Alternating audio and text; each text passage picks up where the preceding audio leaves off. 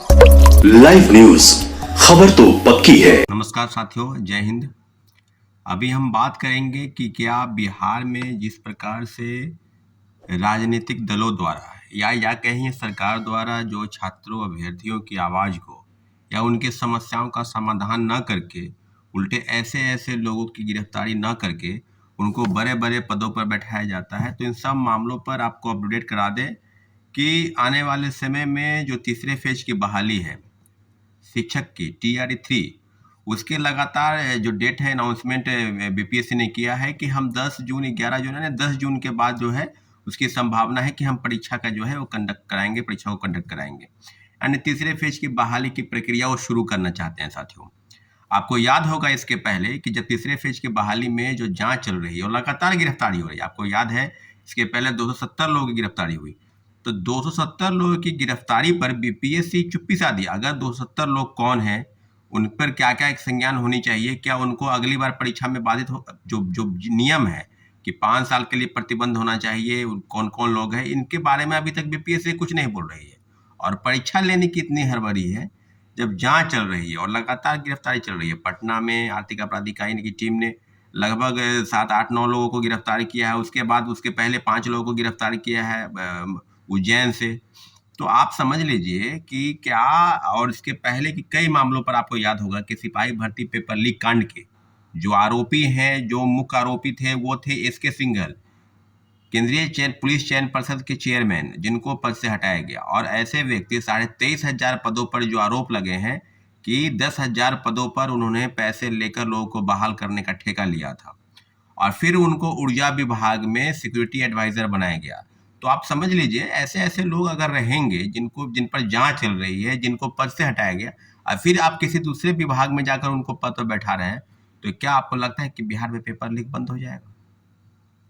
आपको याद होगा 67वीं पेपर लीक कांड में रंजीत रजक, जिसके खिलाफ मुख्यमंत्री जी की कार्रवाई होने वाली थी, जीतन राम मांझी जी के पास फाइल था, उसके बावजूद भी उसको निलंबित नहीं किया गया। कोर्ट से वो जो है एंटीसिपेटरी बेल लेकर फिर बाहर आ गया। आप समझ लीजिए कि इसके पहले कई मामलों पर अगर बात करेंगे कि बीपीएससी के पूर्व सचिव परीक्षा नियंत्रक अमरिंदर कुमार, जिस पर काफी आरोप लगे थे, गंभीर गंभीर आरोप, और 7 8 वर्षों से वो बीपीएससी के सचिव से लेकर और परीक्षा नियंत्रक का कई पदों पर रहे और उसको डीएम बनाया गया लखीसराय का, फिर उसको वहां से बुलाया गया और अभी बिहार कर्मचारी चयन आयोग का वो सदस्य है, परीक्षा नियंत्रक है। आप समझ लीजिए ऐसे ऐसे लोग बैठे हैं जो इस तरह के घिनौने हरकत करके लोगों की धन उगाही करके बड़े बड़े परीक्षाओं में सेटिंग करके पेपर लीक कराते हैं। और जब जांच होती है, जब उस पर कार्रवाई की बात होती है, तो उस पर कोई कार्रवाई ना करते हुए लगातार इस तरह की बातें होती है। कोई ऐसा मामला बाकी नहीं था। 67वीं पेपर लीक में कई बड़े नाम आए थे। कोई याद हो, एक IAS का भी नाम आया था, उस पर कार्रवाई नहीं की गई, उनको यहाँ से दूसरे राज्य में, जिस राज्य के वो थे गुजरात कैडर के, उसको वहाँ भेज दिया गया। आने वाले समय में TRE 3 में बड़े बड़े लोगों की बिना संलिप्तता की बीपीएससी के पूर्व चेयरमैन से पूछताछ हुई, उसका क्या जवाब आया? पूर्व चेयरमैन से पूछताछ क्यों नहीं होनी चाहिए? TRE 1 और TRE 2 में आपके रहते हुए आपने उस कंपनी को ठेका दिया जो ब्लैकलिस्टेड कंपनी है। तो क्या आपकी भूमिका पर संदेह नहीं? क्या आपको सिर्फ बीपीएससी चेयरमैन के अलावा किन किन लोगों को पता था कि प्रिंटिंग प्रेस में क्वेश्चन छपने जा रहा है, उसका बारकोड क्या है, वो पेन ड्राइव में कैसे उन लोगों के पास चला गया? तो कोई मामूली खेल इस राज्य में नहीं चल रहा है। लेकिन यहाँ महागठबंधन, वही लोग जो पहले विपक्ष में थे तो फिर खुल के बोलते थे। डोमिसाइल बहुत बड़ा मुद्दा डोमिसाइल का है, वो बिहार के लोगों के लिए एक सपने जैसा था। अगर नौकरी मिली तो फिर नौकरी पर बिहारियों का हक आपको देना था आरक्षण, तो आप दे देते 5% 10% आरक्षण बीपीएससी के तहत जो बहाली हो रही है। लेकिन ये जो हुआ, ये जो खेला हुआ, उस पर आपकी गंभीरता बिल्कुल नहीं थी। आने वाले वर्ष में डोमिसाइल तीसरे फेज की बहाली पर हम लोग की स्पष्ट मांग है और लगातार मांग कर रहे हैं कि तीसरे फेज की बहाली में डोमिसाइल नीति लागू होनी चाहिए, जिसको हटा दिया गया। और हटाने का ये नतीजा है कि आप चले जाइए राज्य के तमाम स्कूलों में, चाहे 1 to 5 से लेकर 11 12 तक, प्राथमिक से लेकर उच्चतर माध्यमिक तक, सभी जगहों पर आप दूसरे राज्य, खासकर उत्तर प्रदेश की, आपको महिलाएं पुरुष ज़्यादा संख्या में मिल जाएंगी।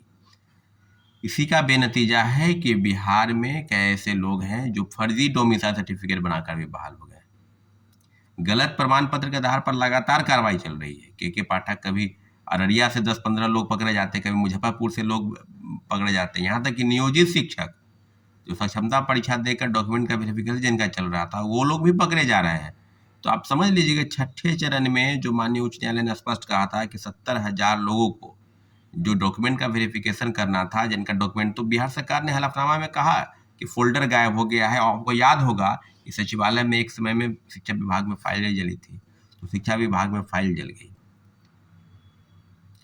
साथ ही वो लगातार बहुत गंभीर विषय है कि ऐसे ऐसे पेपर लीक कांड के आरोपी जिन पर कार्रवाई न होते हुए उल्टे बड़े बड़े पदों पर उनको बैठाया जाता है।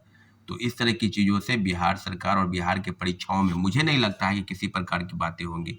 और इसके पहले केंद्रीय चयन पर, इसके पहले आपको याद होगा कि बिहार कर्मचारी चयन की इंटर स्तरीय परीक्षा, काफ़ी मामलों पर लगातार प्रोटेस्ट हो रहा था। उस समय के तत्कालीन चेयरमैन सुधीर कुमार और सचिव परमेश्वर राम सहित सैकड़ों लोग जेल गए थे।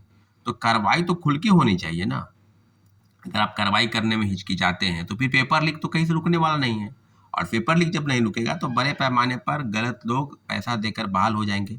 अभी बंगाल का उदाहरण आप देख सकते हैं कि बंगाल 2016 के जो अधिसूचना थी, जो नियुक्ति थी प्रक्रिया शिक्षकों की, उसको हटाया गया और 26,000 लोगों को शिक्षक बहाल थे, उनको हटाया गया।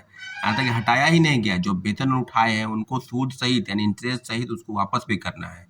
सीबीआई इंक्वायरी की मांग चल रही थी, परंतु माननीय उच्चतम न्यायालय ने उसको खारिज कर दिया। परंतु इतना जरूर है कि TRE 3 में जो भंडाफोड़ हुआ और TRE 1 और TRE 2 में जो खेल हुआ, सब कभी सप्लीमेंट्री रिजल्ट के नाम पर खाना पूर्ति हुआ।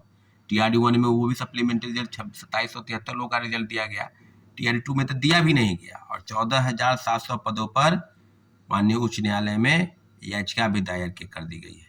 TRE 1 में भी सैकड़ों दर्जनों याचिका दायर कर दी गई है, कई मामलों की सुनवाई हो रही है। नियुक्ति थी प्रक्रिया शिक्षकों की, उसको हटाया गया और 26,000 लोगों को शिक्षक बहाल थे, उनको हटाया गया। यहाँ तक कि हटाया ही नहीं गया, जो वेतन उठाए हैं उनको सूद सहित यानी इंटरेस्ट सहित उसको वापस भी करना है। सीबीआई इंक्वायरी की मांग चल रही थी, परंतु माननीय उच्चतम न्यायालय ने उसको खारिज कर दिया। परंतु इतना जरूर है कि TRE 3 में जो भंडाफोड़ हुआ और TRE 1 और TRE 2 में जो खेल हुआ, सब कभी सप्लीमेंट्री रिजल्ट के नाम पर खाना पूर्ति हुआ। TRE 1 में वो भी सप्लीमेंट्री रिजल्ट 2773 लोगों का रिजल्ट दिया गया, TRE 2 में तो दिया भी नहीं गया। और 14,700 पदों पर माननीय उच्च न्यायालय में याचिका भी दायर कर दी गई है। TRE 1 में भी सैकड़ों दर्जनों याचिका दायर कर दी गई है, कई मामलों की सुनवाई हो रही है। कई मामलों की 3 बार सुनवाई हुई है, किसी मामलों की 2 बार सुनवाई हुई है, उर्दू के मामलों की सुनवाई हुई है, कंप्यूटर साइंस के मामलों की सुनवाई हो रही है। तो साथियों, काफ़ी गंभीर विषय पर अभी बिल्कुल आगे बढ़ना है। और जितने भी लोग हैं, बात सुन लीजिए, तीसरे फेज की बहाली पर हम लोग जब तक ये चीज़ें पूरी तरीके से जांच प्रक्रिया आगे नहीं बढ़ती, किसी भी प्रकार से परीक्षा लेने का कोई औचित्य नहीं है। ठीक है साथियों, धन्यवाद, जय हिंद। लाइव न्यूज, खबर तो पक्की है।